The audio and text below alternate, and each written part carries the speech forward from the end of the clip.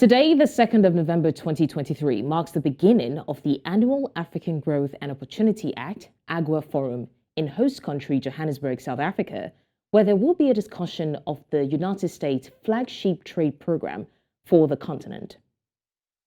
Now, the African Growth and Opportunity Act is a U.S. trade initiative passed in 2000 under former President Bill Clinton to deepen trade ties with sub-Saharan Africa and help African countries develop their economies.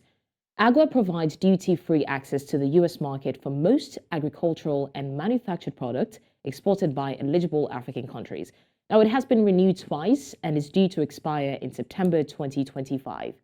A number of countries, including Ghana, Kenya, Lesotho, Madagascar, and Ethiopia, have successfully used AGWA to boost exports to the U.S. and create jobs, especially in textiles.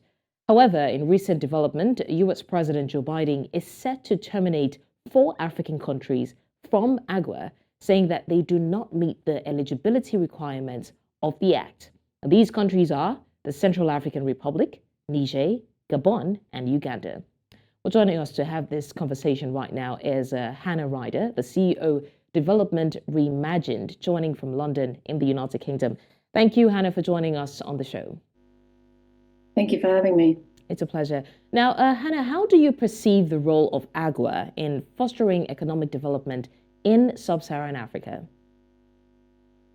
Well, in principle, it's a great scheme. You know, the idea of having grown, extracted or made in Africa products going to the US, the idea is to make them more cheaper, more competitive products. It should create jobs. And there have been studies that do show that the expanded products, where they have entered the US market, have created jobs. They have led to more development in those particular pockets, I would say, of certain countries at least.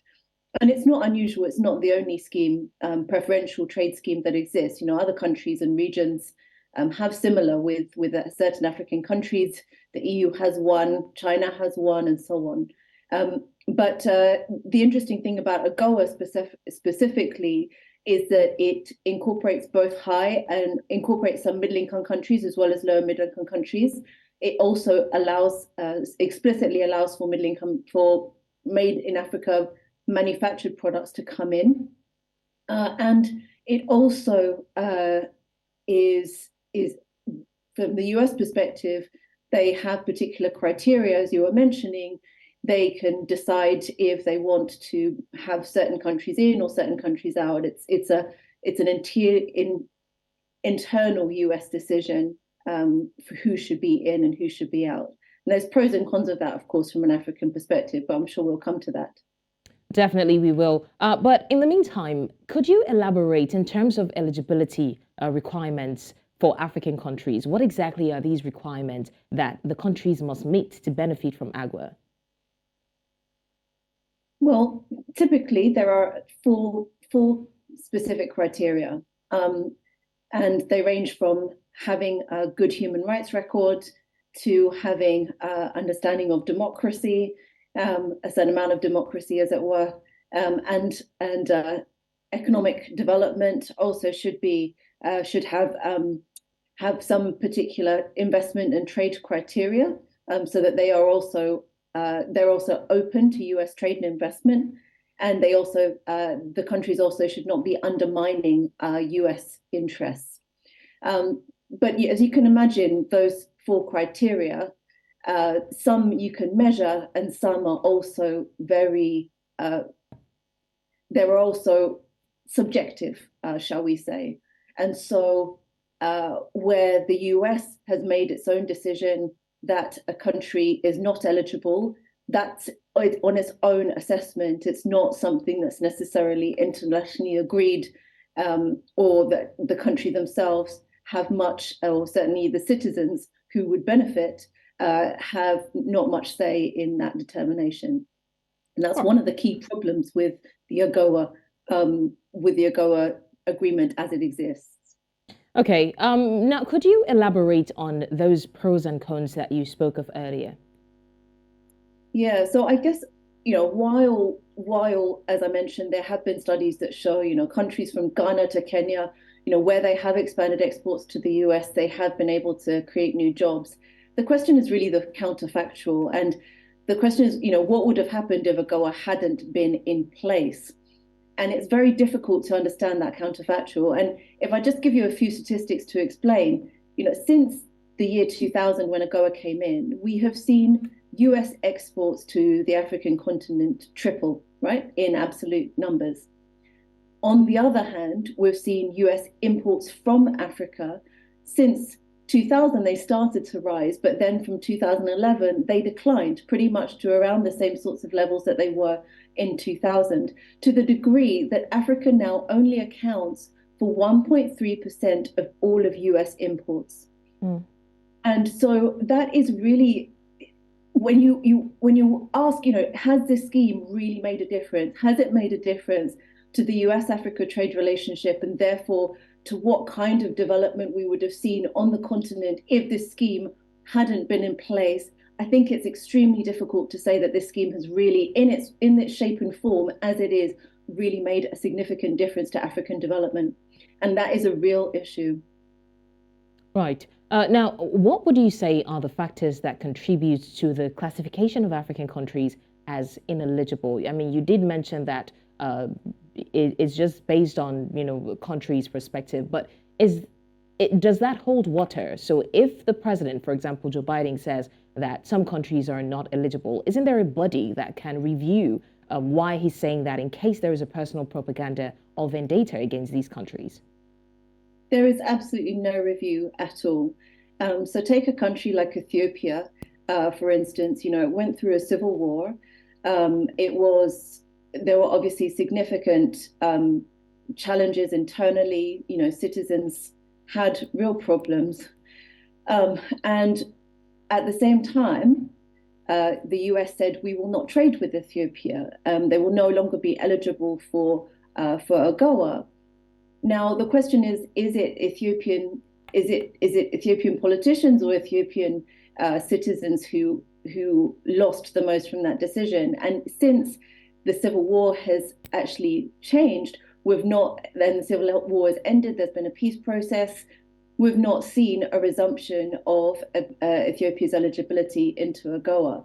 So it seems that the AGOA is used more of a kind of stick as opposed to a carrot. And in any case, with what the statistics I presented earlier of just 1.3% of market share, is the carrot even big enough to be important and interesting for African countries? A country like Rwanda, for example, they wanted to be part of AGOA. Of course, most countries would. But when they were told that they would need to change their policies with regards to textiles and apparel, secondhand clothing, Rwanda said, well, we're not going to change our policies and we're going to stay out. A country like Kenya said, okay, we'll change. And so then they were eligible for AGOA. So it does impose certain policies on African countries, which may not actually be in line with their development plans and their own national decisions. And so this is why it's quite a controversial scheme, even though in principle it should be great. It should be something really, really good. Okay. Now, in your opinion, Hannah, what are the potential consequences for these African nations that are terminated from AGOA eligibility? We do understand that it brings a lot of benefit to these countries. So what are the implications for the countries that get terminated? Well, they can still trade with the US. However, they cannot get the benefits of trading under AGOA. So they will be sending their products to the US with extra tariffs that they wouldn't have been having before. So their products will be more expensive. It should therefore have an impact in terms of reducing the amount of trade with the US. However, again, there are some African countries that really do not trade that much with the US. The major beneficiary of AGOA, for example, has been South Africa, Nigeria, the larger economies who also do have manufactured sectors. They also do have a large proportion of extractives. So for a country like Uganda, Niger, Gabon, Central African Republic, their trade with the US, and especially in comparison to their trade with other partners, including African countries, is less important. So it may not have that much of an impact. That's why, for example, Rwanda, would not agree because it would to what the US was asking them to do for their policies, because their view was that it would not have that much of an impact on their trade. But it has, for example, Ethiopia, it has had an impact on Ethiopian trade with the US. Their termination some years ago. And what is the challenge is the timeline for resuming and coming back into AGOA is never clear, and it's just a US process, a US driven process, as opposed to one that's really driven in partnership with the countries. All right. Still speaking of, the whole issue of eligibility and all of that. How exactly does this termination affect AGOA's credibility? I mean, if one person can come out and say that these countries are not eligible, what does that say about the body in itself, AGOA itself?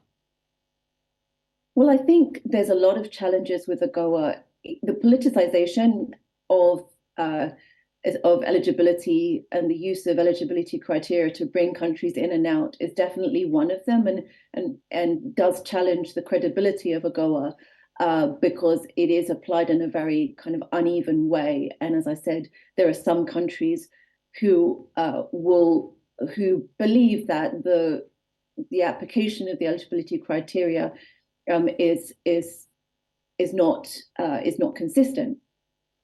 But at the same time, I think the bigger issue in many ways for the AGOA now is we have the African Continental Free Trade Area, which is meant to treat every single African country in the same way. So if a product is made in Niger, it shouldn't make a difference if it's then, consumed or exported to Nigeria and then exported elsewhere. That's the idea. Or a product might be made in, partially made in Uganda, finished in Kenya. Will the US be willing to be able to take in that product from Kenya at the same kind of AGOA rates? And I think this is one of the biggest challenges that exists for AGOA, because it's quite incongruent with the AFCFTA. AFCFTA is meant to treat every single African equally, and AGOA wants to be able to differentiate and expel countries as depending on US foreign policy. That may not be the way forward. And as I said, it does mean the way that the criteria have been applied does mean that the benefits of the AGOA scheme have not been really felt as they should have been. Okay. Now, generally looking at the goals and the reason itself why AGOA scheme was set up in the first place, does this program adequately address the unique challenges that is faced by African countries, especially in their pursuit to sustainable economic growth? Well, again, I think a key challenge is how to also make sure, many African countries are doing their best to try to increase value addition, to bring in create a new manufacturing sectors. In some cases, they want to protect their industries and subsidize their industries so that they can grow and diversify. And the AGOA, because AGOA itself only has certain lists of products that are allowed, it does allow some manufactured products, but at the same time, the investment that has gone from US into Africa has tended to be in extractive. So the reality tends to be that it is less manufactured products that go from the African countries into the US, and it's more low value raw materials that go into the US. So again, more steps need to be taken from the US side to see how they can shape AGOA in such a way that it really will meet those needs, will really kind of tend to favor made in Africa products, the most value added products, and also not penalize countries that do want to create create an environment where they are protecting their local industries. And we did see the Rwanda example is a very clear one, or Kenya as well, where Kenya had wanted, and Rwanda had wanted, Uganda too, had wanted to protect their textile industries by avoiding, by putting on, by banning secondhand clothing. And the US response was that's inconsistent with AGOA, so you need to be, we will expel you from AGOA. And Kenya had to change that national policy, and it was deemed for Kenya that was not its own necessarily in the interest of textile manufacturers. Same for Rwanda. Rwanda stuck to their guns, but Kenya didn't. So these are the kinds of issues that the US and African countries really need to have a very really clear, strong conversations about in discussing how this next stage of AGOA goes forward. What does renewal look like? It should try to address all of these issues, including how the AFCFTA can actually be linked into the AGOA in a more stronger fashion. All right, Hannah Ryder, the CEO, Development Reimagined, joining from London, United Kingdom. Thank you so much for joining us on the program. Thank you. It's a pleasure.